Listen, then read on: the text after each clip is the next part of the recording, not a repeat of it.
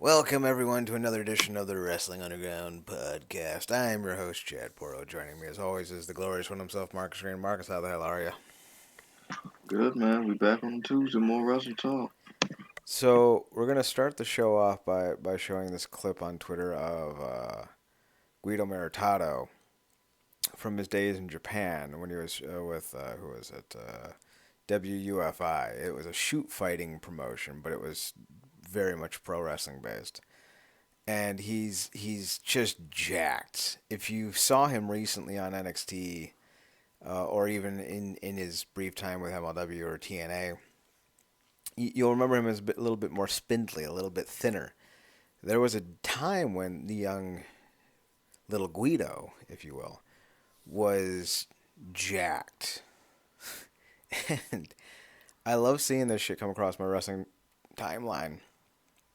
But with rumors and concerns about mergers and whatnot, we may be on blue sky going forward, but we'll let you know if that ever does end up happening.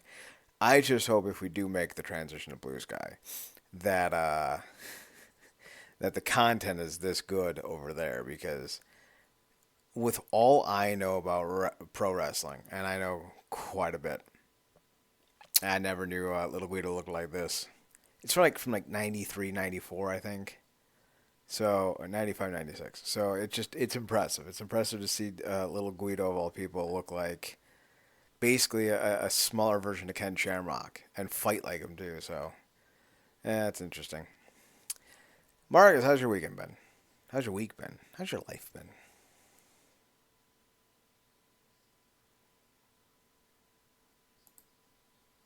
I think I may have lost Marcus already. About to have muted myself. Been good, man. Can't too much complain. Woke up, uh, still surreal looking at what's going on in the broader spectrum of our leadership. But the bar got to come. So hopefully we're here. That's a fair way to look at it. We're gonna look at a few things this week. I don't know if it has been an especially news-heavy week, so the topics we have are more social media based in the world of wrestling. But Marcus, if there's anything else that you thought needed to be spoken about in the newsy side of things, let me know. Otherwise, we're gonna get off into Full Gear, which isn't this weekend; it's next weekend. But the let's see, we're gonna move that up to here. But the card, I think, is looking fantastic, and I think we need to talk about it because this might be one of the better AEW cards I've seen since the Sting retirement card. In the main event, you got Moxley versus Orange Cassidy. I do think they're building up to Darby taking the belt off of Moxley, but who knows what happens in this match? It could certainly be a very unique and interesting affair, especially with the way Cassidy wrestles and the fact that Moxley's doing this whole new killer heel gimmick. I think this is going to be a hell of a main event. Garcia's going to take on Daniel Garcia's going to take on Jack Perry for the TNT Championship. Someone said it has Rock Austin vibes, and I just need y'all to stop. Just stop. What? Yeah.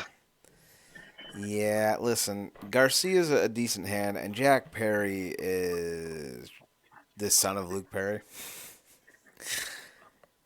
Even if Garcia reaches his apex, I don't think he's good enough as a mic guy to be a headliner, and Jack Perry damn sure isn't. So like, kick rocks, not Rock Austin vibes, more like Janetti and Sean Waltman vibes. I'm just trying to get. Where did they get that comparison? Like that just must how they personally feel. Like that. Like there's nothing about that feud that's, as the kid would say, giving any of that. Yeah, not even a little. Not even a little. Strickland's taking on Bobby Lashley in Bobby Lashley's debut match with AEW. The Hurt Business stuff has been a lot of fun. They're fully in their glory in a lot of ways, and Swerve remains kind of like the AEW version of '97 Shawn Michaels, where he's a prick, he's not a good guy, yet fans love him. So it should set up for a very interesting match. My concern, and it's not like a well-founded. There's not a lot of details or examples or evidence that should make me worry about this. But athletics is such a finicky thing that stuff can turn on its head faster than you realize. My concern is that Bobby Lashley might be on the downturn of his career, and it may become pretty evident in the match against Strickland. And if that's the So case, I'm gonna be very upset. uh, yeah, I'm very much looking forward to this match because they've feel like Shelton's tapped into something, you know, just tapped back in. It's not like it wasn't there. We just he didn't get to showcase it in WWE. Uh, so he got to turn of the aggression, and I'm wondering. To your point, I'm guessing what you're saying. Like Lashley has always looked apart, but you're saying he won't be able to the snappiness of the mobility won't be there to hang with somebody like Swerve in this particular in Yeah, his prime right now. yeah, we haven't seen a lot of Lashley this year. Certainly nothing that would say that he's been tested physically, right? Like we haven't seen any 35-minute bangers. Yeah. Lashley, at one point in his career, not even that long ago, was certainly capable of it. Mhm. But does he still have that gear? It's going to be something that we find out real soon in this match. Bodies break down, bodies age, joints, start to go south. Adam Thornstowe of Reno Scum just had a hip replacement. He's barely older than me. He's like 43, I think, maybe 42. So to see this, right? To see this man who's pushing 50 be in the shape he's in, have the muscle he's in, and have the longevity he's been, eventually the other shoe's got to drop, right? And I'm worried that that shoe's about to drop in this match. Yeah, That's my yeah, concern. but I do feel like though that we'll get. I mean, obviously he had a certain um alpha vibe definitely to him with WWE, but when he initially returned to the company after his stint in TNA, it took so long to get to that killer Bobby. After after all the stuff with Lana and Rusev, and the reveal of his very funny looking sisters. One of Uh, which is Anthony Bowens, apparently, which I didn't know. huh? Oh Jesus. Yeah. Uh, God, the number. Also, Joe Hendry was in one of those Rusev step segments, I think. Yeah, he was a lawyer, I think, right? Yeah, I mean that's crazy. The cameos of stars that were stand-ins and WWE segments is could be its own documentary. Um, but I feel like, well, not too dissimilar from what we saw with Shelton, the way he's turned up the aggression, that we may be able to. Because if I'm him, I'm running. Because we know there's a difference between being in shape, which he stays in, but being in ring shape is two different things. Mm-hmm. So if I'm him, I'm running them drills. Uh, I'm running some drills with Shelton because I mean, what him MVP, Sheldon MVP, and Lashley, well, they got to be like what either close to 50 or on it. Shelton's, I think, 48 or 49. Lashley's 48. MVP, I think, is 48 or 49. Maybe even he's 50. So, like, they're not a Yeah, young crop of young men. You know what I mean? yeah. So all at a certain age point, but all still very much in shape, still carrying a lot of swag. So I'm interested in seeing maybe somebody like Swerve could bring that level of out of Lashley that we saw in his in his glory days as world champion in TNA, which was a completely different level. Yeah, Lashley hasn't wrestled a match officially since May 5th. He hasn't wrestled on television since April 12th. And that was a triple threat match. He hasn't had a singles match on television since March 8th.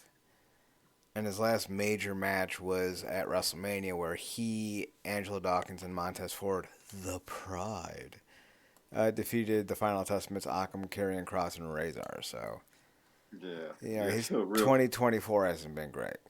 Yeah, real quick, because I know we got to move on. How much do you think just the sheer size differential go play a part? I think it's going to be a benefit, if I'm being honest. I think when you think about the fact that Swerve is maybe 190 pounds, if that, Yeah. moves well, bumps well. I think he will make Lashley look as good as Lashley can look.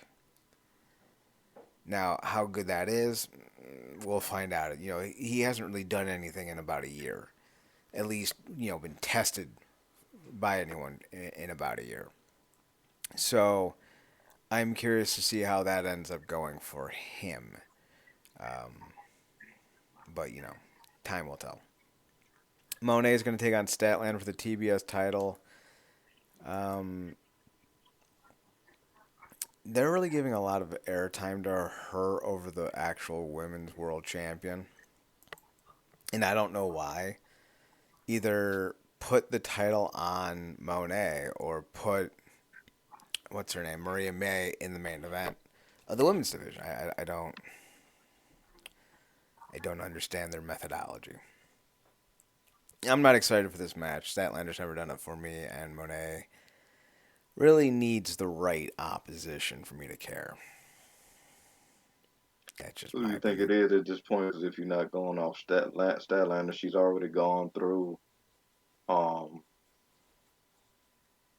Nightingale, kind of closed that out, kind of bring that full circle to when she initially got injured in the first place in what that was Japan. Hmm. So they closed that loop. Do you think this is the time to re-pull the trigger on Thunder? No, I think this is the time to pull the trigger on Statlander, move the TBS title to her, and then let Gotcha. Monet go to the main event and actually deal with the AEW Women's World Championship, which is where I thought she should have been upon her debut. But they obviously thought highly of Tony Storm. I don't know if you take the belt off of Maria May right now, but I do think you at least involve Monet in the main event scene of that division. Otherwise, why are you paying her what you're paying her? That's like asking LeBron James to be your sixth man in his prime. It's like, sure, he can do that, but why would you? Why Yeah, would that you is ask Jordan to be a corner shooter? Like, why would you ask, A Rod to drop bunts? Why would you ask Jerome Bettis to go out in the slot and catch passes? Like, you, yeah. It's interesting how they booked the contrast between the women's world championship and TBS is like the make a like a small real correlation here. Uh, like the women's world championship is for Clark, and then all the TBS champions have like a boost of gold quality to them. yeah, pretty much. And when you have someone like Monet, you don't want her to be Booster Gold. You want her to be Superman. So like, move her from that division and let's truly go. Speaking of let's Yeah. truly go, there's a four-way tag match. We know two of the teams. Though I don't know why we would need two teams added on. The current champions of Private Party will take on the Outrunners, which is Truth Magnum and Turbo Floyd, as well as two other teams yet to be named. I think Private Party versus the Outrunners is the match. I don't think you need two other teams. I think you run with these two guys or these four guys because Private Party is the one team that people have been clamoring for a long time to get the belts, and the Outrunners are the most popular tag team in the AEW tag team division right now. So like, just let them go.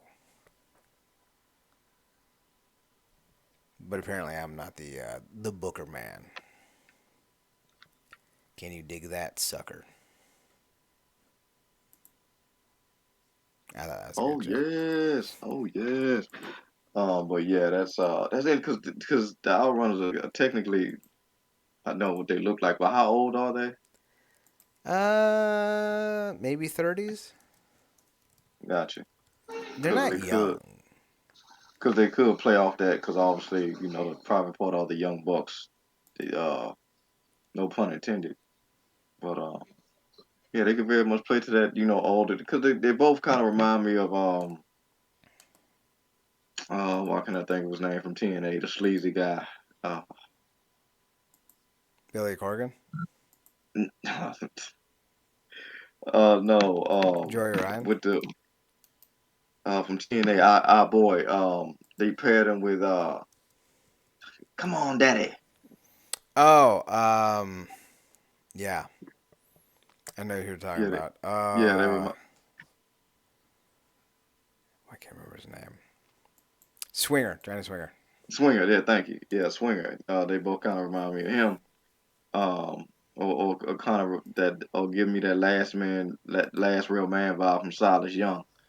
Um, type of deal. And then I think that's a great comparison contrast with the Pride Party. Which, like you said, it could be a great match because I think the Outrunners are really great and probably don't always get the chance to show it. Now they are. So I don't think you need to add a full team, but I feel like they always kind of got to keep um, FTR and them in the mix, even if we finally got free of the Bucks right now. So you know, Speaking of Silas Young, he actually popped up in TNA. He wrestled Laredo Kid on October 27th. oh wow, I gotta Yeah. go back and look for that. It's been weird, like to have an era of Ring of Honor that doesn't include him. Yeah. He But was yeah, he was pretty synonymous with them. Hopefully we get a TV deal for Ring of Honor soon. Jay White's taking on Hangman Adam Page. That should be interesting. yeah, Uh, MJF will either take on Adam Cole or Roderick Strong. So both those are going to be good undercard matches. And then Big Boom AJ with Big Justice will take on QT Marshall. I don't know why we keep giving QT Marshall airtime. That doesn't make any sense. But I don't have an issue with Big Boom AJ having a pre-show match, considering despite his content being, as the kids say, cringe, despite being a super cringy dude with his Doom or Boom Costco reviews, he is a former pro, not actually even former, he's a current pro wrestler, and he's been a long time pro wrestler. He's just not really a good pro wrestler. We've had a lot of guys be on cards in a lot higher positions who aren't really good pro wrestlers. Hell, two of them are twin brothers, and they had a WrestleMania match this year. So, I'm not going to sit here and say that a pre show match on a B pay per view for AEW is some kind of sin against God. If it gets people to be interested, if it gets views on TikTok and on the Instagram Reels and the what have yous, I think it's the right call. And that's always my stance because I've sucked through a lot of TNA in my life where I thought it was the less interesting option, but I understood that it made the most sense due to the prospects involved. So, like, if Big Boom AJ gets them a 500,000 views initially on TikTok just by being on the pre-show, it was worth it. But don't make him a regular. Please yeah, don't. and put everybody over QT if we got to suffer through seeing people. Freaking Swerve and Leo doing that. Although I'd be on board with seeing more of Mr. Big Boom if you were to face someone like John Cena, because I think the memes would be hilarious. I think that'd be fucking hilarious. Apparently, his cage match profile has been removed Hmm. because people were memeing it.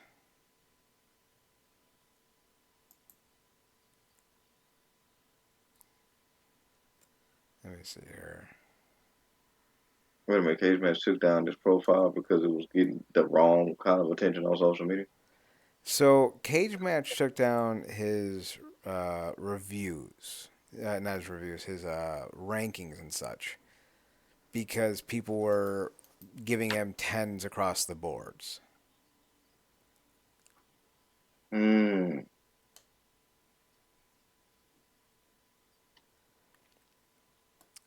So this wasn't bots. This was just actual like over fans. Yeah, these were fans who were giving him meme grades because of the fact that he's pretty much a silly bitch, right? I mean, that's interesting considering the era that we're in. That's the first time that's happened. I don't know if it's the first time it's happened, but it is the current time that it's happened. And the Gotcha. webmaster even wrote, idiots who want to give meme ratings are the reason why this profile cannot be given a rating. Also, those who think about using the comments complain about the decision, you will get banned. Cry about it on social media instead. You are the reason we cannot have anything nice. This caused someone to lash out on Twitter saying, "Cage match mods got to be the lamest people ever. LOL." And to that I say, no, no. Cage match is right to do this. I think Cage match is a valuable resource. It gives proper context to conversations. It gives people a historical acknowledgement of where some people may be in the eyes of the wrestling zeitgeist. And that's not something to snub your nose at. You know, we think so often about like Stone Cold Steve Austin during his run in the Attitude Era, which was 25 years ago. Think about pro wrestling in 1999. 25 years prior to that was 1974, and we weren't talking about guys in the same light because it wasn't that readily available. There wasn't so many avenues of discussion to talk about. And now with people saying outlandish things like Jack Perry and Daniel Garcia is giving me Austin Rock vibes, you need to have ways to check the misinformation and the memes of it all. So for Cage Match to do what they're doing, I applaud them because not everything should be a silly, bastardized meme thing. I don't like the degradation of institutions for the sake of a cheap laugh. And I don't know why so many people in this generation feel inclined to do that. I think it's okay to let something be serious. It is okay for it to have value and to be of substance. And I think it's wrong to mock them for wanting to uphold their own philosophies for what they think is the right way to go. Because at the end of the day, cage match is invaluable to the history and the currentness of pro wrestling. So I don't understand why some people think it's some big joke Yeah, and should it's be mocked. again, generation just taking everything for granted because all is so what they've always known. Like that's one of the best, if not the absolute current go to for up to date archival information of the business, Mm-hmm. which may be standalone right now because I mean, there's been other sites over the years, that I've visited, but I don't know if they still going or up to date as Cage Match is. Like Cage Match is like very much by the numbers, like current when it comes to stuff, whether it be feds, individual wrestlers or what have you, and all that. So yeah, like I said, because I think it's been an institution for so long, it's easy for people to take it for granted. Like that's also not a very easy thing to do for them to keep up with as much information that they do across the board. It's just not like a WWE or AEW site. They keep track of all stuff. Like that's we go to a lot of stuff covering Glee off that site, so to keep up with the card. So it's like, yeah, they got to keep the integrity and the uh, honor of their site because ultimately, it's really one of the best footholds in pro wrestling in terms of not only, like I said, keeping up with everything, uh, in terms of archives and whatnot, but also it's also a good review site as well, as you mentioned. So Mm-hmm. um, it's like if like it's wrestling version of what like a quality Rotten Tomato site would be if there was such a thing. I think IMDb is as close to cage match as we can get. Yeah. That being said, I don't know how they go about keeping track of anything. I want to say that there's mods who take care of that, but I also think that there may be some employees and it may also be fan driven as well. That Mm. maybe the mods have to like check the card once it's submitted and then approve it. But I could be wrong. I don't know how they go about maintaining the records they do, but they do a good job of it regardless. So with that being said, let's talk about something that fans need to keep a better eyes on, keep their thumbs on the pulse, and to never forget who you're dealing with. Of course, we're talking about Triple H. Apparently, Uh, people are now figuring out that he may not be anti-racist. I don't want to say Triple H is racist because his lawyers are better than mine. That's a shirt. But I will say that if it quacks like a duck, walks like a duck, talks like a duck, and is a duck, then you can call it a duck. Triple H once famously wrote in his DX autobiography that he didn't understand The Rock's issue with him doing blackface. And he's like, I'm dressing up as The Rock. If I'm not black, then how will they know that? Which was ironic because I always thought that he was one of the few guys who didn't do blackface because he seemed just tan. So that kind of defeats the whole purpose and argument that he had of, well, if I didn't do blackface, how would they know I was The Rock? I didn't know he did blackface. And I still thought he was The Rock. So, there's that. But it's all coming about now, especially off the heels of the bad blood press, where when asked why aren't there more black men on the cards, he said something to the effect of, I don't see race. Considering who he voted for, I'm assuming, you can understand exactly why he has the stance he has. Now, unfortunately, in this world, there's going to be plenty of people who like the way Triple H is booking. But MVP himself has already gone out on record saying that, when new management comes in, some guys need to reevaluate their situation because they're not going to be the guy's guy, and he's not the guy's guy. And so he left. So did Bobby. I think Shelton had been released. I don't remember. But this dude has a history of very problematic events, especially during his quote unquote DX era. And it's one thing to be like, hey, we thought it would be funny. It wasn't, or it was, but it was still not right. Instead, we get a lot of him doubling down. And like, hey, isn't it silly that Dwayne Johnson was mad that we were doing a minstrel show? What a loser, right? And like, this is who he is, folks. Like, I don't know what to tell you. This is who he's always been, and this is who he'll always be. I don't know why some people are shocked by this. Marcus, I don't know how much of you've known about Triple H's past, for lack of a better term, but are you at all shocked that he's said these things, specifically about Rock being upset about the blackface of it all? And are you surprised that more people don't have an issue with it?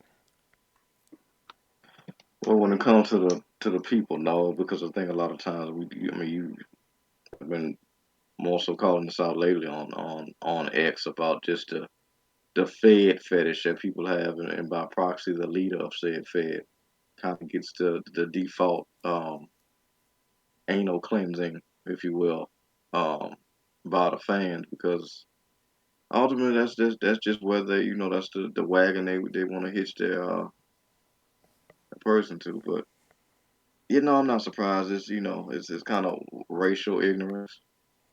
I would imagine most of it willful because ultimately, when you drop that line about him saying, uh, that he actually said that he don't see color, it's like it immediately takes me back to that interview that Cody did when he was like, I told my, I tell people all the time I don't see color, and then Brandon had to tell him, well, if you don't see color, that means you don't see my experience. And thankfully, Cody had the wherewithal to sit there with that, try to contextualize it and realize that he may have been off about some things. Triple H, I think, has had the luxury of not really having to do it because he's kind of always been, when he wasn't in charge, kind of been like one of the guys that's always consistently been one of the top guys. And then when he got in charge, is why he may have had some differing philosophies from Vince. I think very much touching the lines of doing blackface, he kind of lines up with Vince in terms of like he wouldn't do anything that Vince wouldn't. You know how the line go. Vince wouldn't ask somebody to do nothing he wouldn't do, type of deal. Mm-hmm. Or on the lines of if it works for the segment or it works for the thing to get the point across, do it because that's what's best for business type of deal. it's seemingly foundational. Ultimately, he just gets to skirt around a lot of things because he's the boss, or a lot of his NXT kids are black, which I think also plays a component into it. Like it's clear that he has a lot of picks and favorites. Orton being one, obviously a lot of his NXT kids being others. But if he like didn't, if you weren't under him in the NXT thing, or you're not like all truth, which you got great credit with everybody, he can't really, I guess, align with you like that. Like I think he kind of ran afoul, or I think Crime Time kind of ran afoul with him in that regard too. If I think, because I think JTG had kind of wrote something like that about it in his book, that Shad kind of, I guess, ran afoul with him in a verbal exchange or whatever. But yeah, I just think a lot of it is kind of the willful ignorance to not really care enough to delve into why the importance of like actual representation, of why it wouldn't have resonated well back then to do blackface, even in a time where it felt like they were doing any and everything on TV, which you also point out on X. Like the Attitude Era was trash because a Mm-hmm. lot of stuff was trash. So yeah. You're not wrong. Not even a little. One of the things to point out when it comes to things like Triple H is he's had a long history of this, and he's insulated himself with people who will protect him, which is kind of why there seems to be an exodus of black wrestlers from the Fed recently. Like, you lost MVP, you lost Bobby Lashley, Ricochet left. Are we seeing a trend? It's because some of the people around him, prop him up. Think about when Randy Orton was accused of shaking hands with all the wrong people, if you will. And even Freddie Prinze Jr. is like, I'm not shaking his fucking hand. I know where that hand's been. And then they did an investigation that nothing came of, but yet everyone spoke about it publicly. Yeah, those are the same people that he's backing. Those are the same people that's backing him. Eventually, people are going to realize that Triple H isn't the grand poobah that they think he is, and they're going to leave. Especially when you have people who go out of their way to make shit up. We're not going to touch on this much because there's not much to talk about, but apparently some wrestling Twitter account made up tweets that Ricochet allegedly said. And when he got called out, he's like, yeah, but I'm going to leave this up. Like these are the types of people that support Triple H. So like, look to see who your supporters are. If they're carrying a swastika, if they're adamantly racist and they're supporting someone, maybe don't support that person. I know this is about 2 weeks too late to say, Oh, but when that's people bad. out there are making some racist ass comments and doing some racist ass things, maybe don't support the racists. I don't know.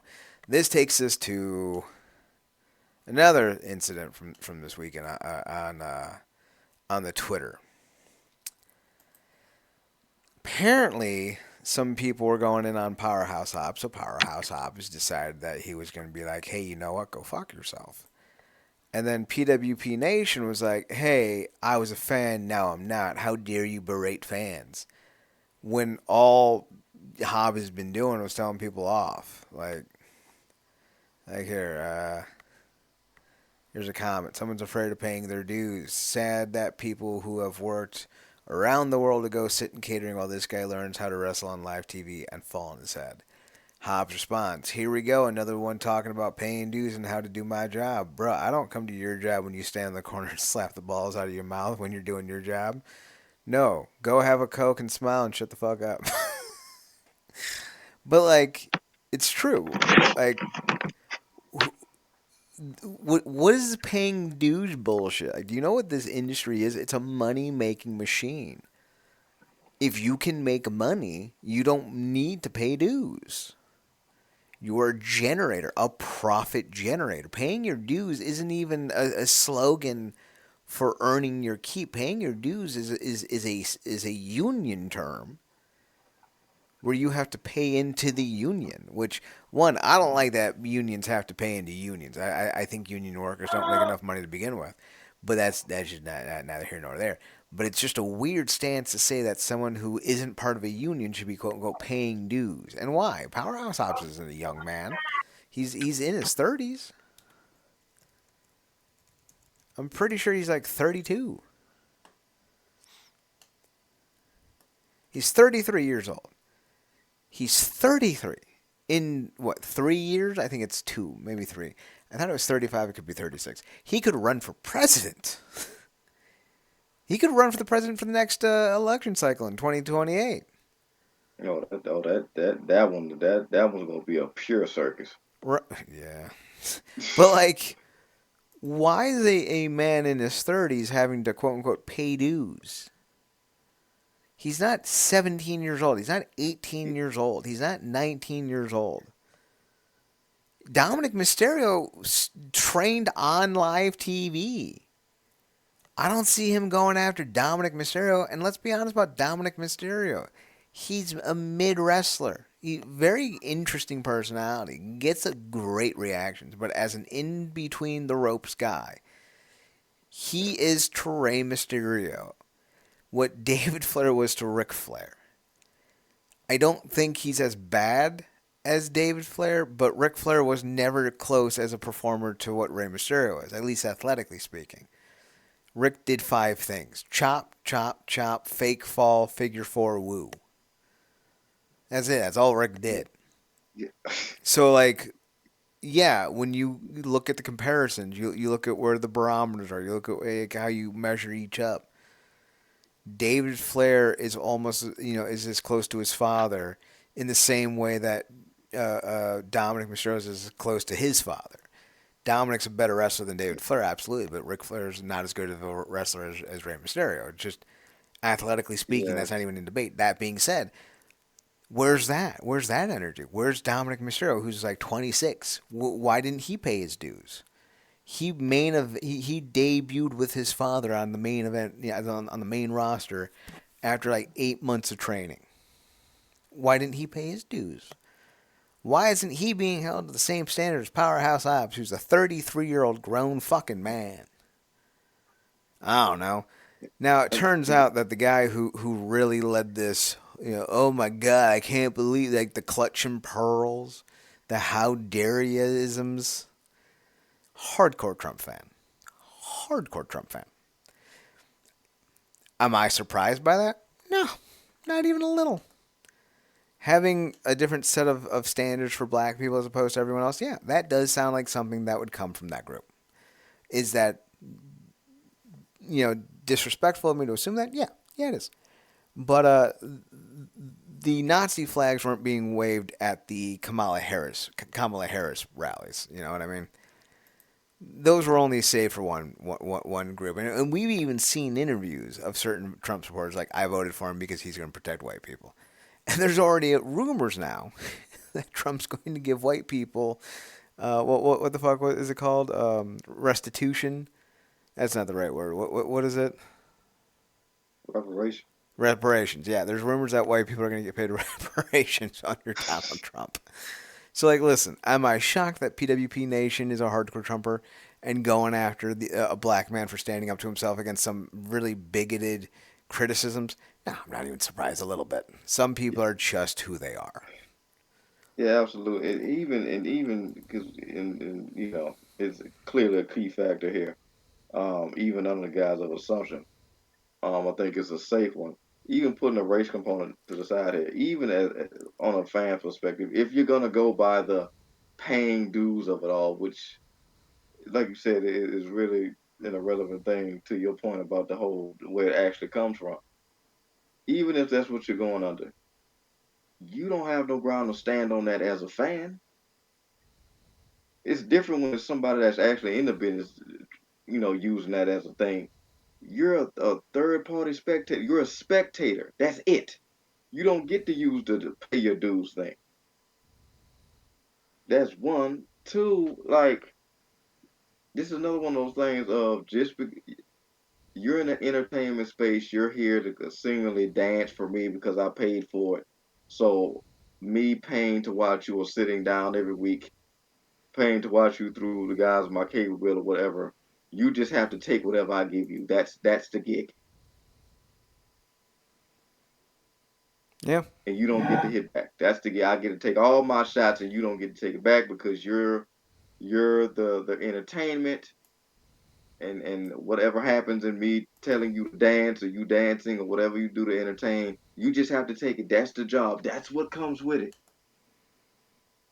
You also don't get to make that call. So it's like, it's a pathetic form of entitlement that we see, unfortunately, from a lot of fans, not just in terms of heckling that regard. There's been so many times we've covered little things here and there about fans being a-holes in airports and whatnot, and following people, even going so far as to follow their flight path and travel schedule. Like, it's insane.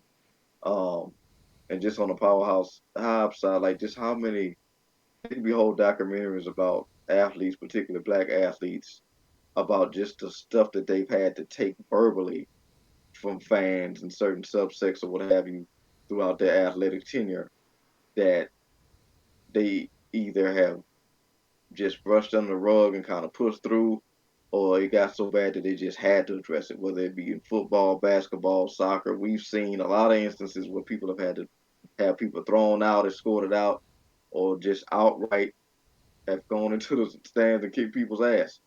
So um, I feel like it's only going to get worse now over the course of the next, however many years. But yeah, uh, more power to Powerhouse Hobbs, man. You don't, absolutely don't have to take none of that, particularly from an audience where, like, and wrestling fans are wrestling fans, but that AEW audience has a lot of, to your point, uh, Trump-ish looking fans, or as the comedian Gary Owens would say, Trump-a-thumpers.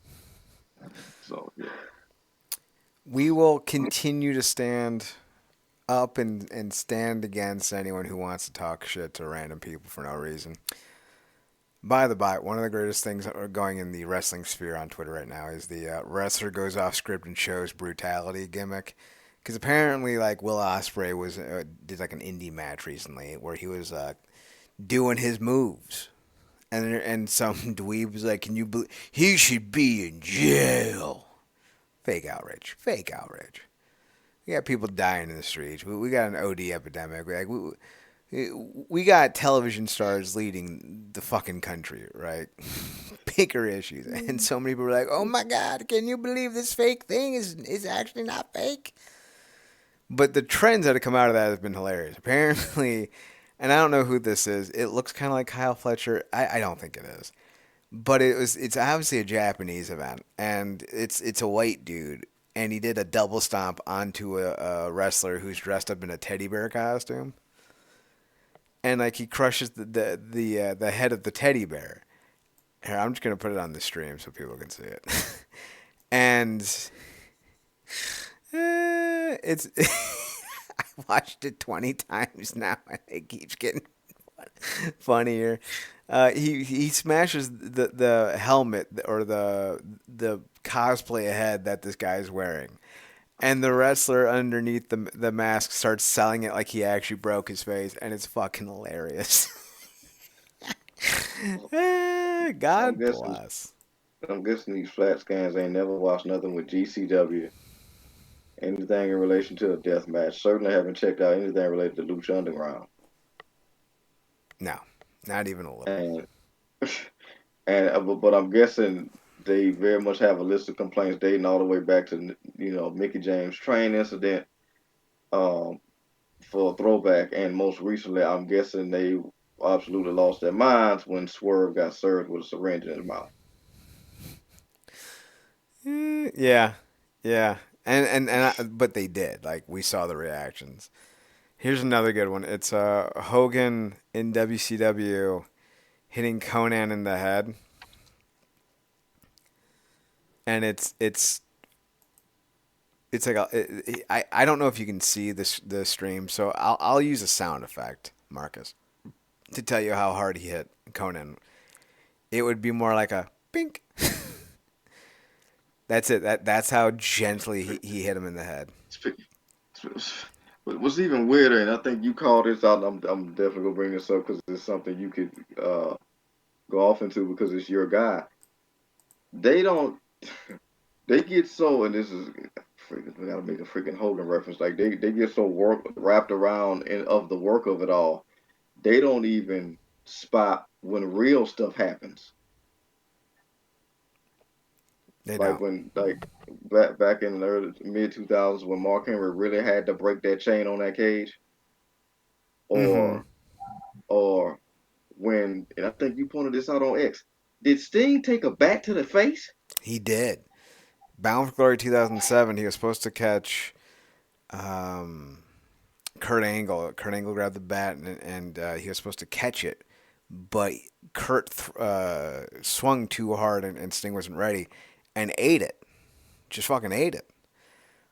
And I still don't think that's the most insane thing I've seen at Bound for Glory because the next year Samoa Joe leapt off the balcony Yeah, onto Sting, but mostly missed. and hit the stairs, didn't Yeah, yeah. So like he? Yeah, they don't even get, and there's probably whole compilations of Kota Ibushi trying to end it all. So it's like, you know, um, just for clicks and giggles. But yeah, it's that's just absurd. But yeah, that's what keep happening, and hopefully wrestlers just keep egging these goofs on because it's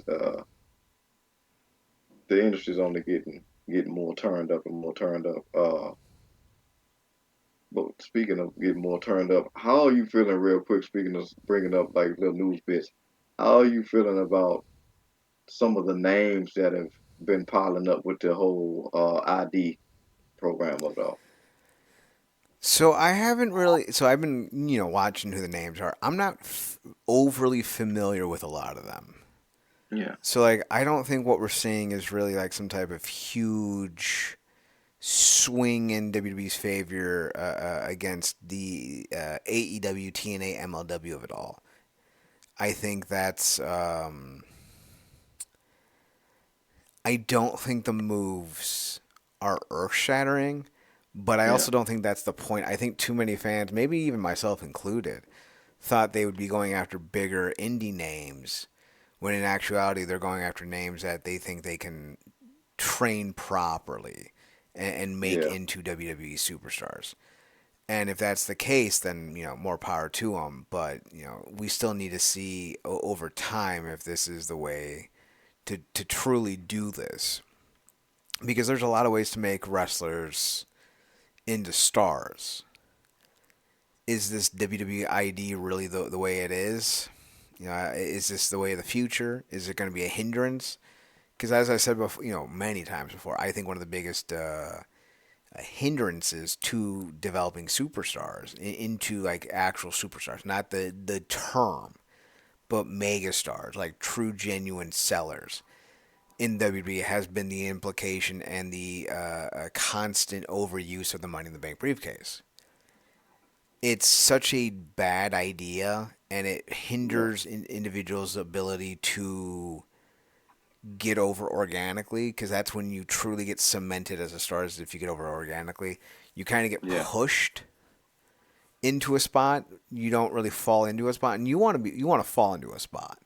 You don't want to be pushed into a spot. Because if you're being pushed, it means that they're pushing you because they think you will sell. If you fall into a spot, you fall into it because you are someone that people want to see. And because of that, I don't think the WWE has really developed and produced a lot of organic stars. And eventually, guys just kind of got popular over time because they were supposed to. But I think the yeah, ceiling for that is far lower than someone who proves their value by just being over. It's the difference between like Edge and Stone Cold Steve Austin.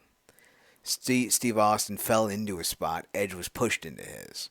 They had always had Edge earmarked for that spot, and over time, people started to see Edge as a bona fide legend. But you can see someone as a legend and not like a mega star. And I love Adam Copeland. I can't wait for him to return to television. But when you see him, he never moved the needle like The Rock or Stone Cold or Ric Flair or Hulk Hogan or Sting Yeah, or yeah, CM Punk because he was put into his spot as opposed to fans pushing him into that spot. So yeah. when you see the WID system, I wonder if that's going to be a boom or a bust in the long term. Will it be a situation where guys get an unfair spotlight and not live up to the expectations, or Yeah, will it give fans an opportunity to see who these young stars, younger guys are, and allow them to develop a fan base more naturally? So when they do go to NXT, they're bringing in an established base with them. It's going to be interesting to see.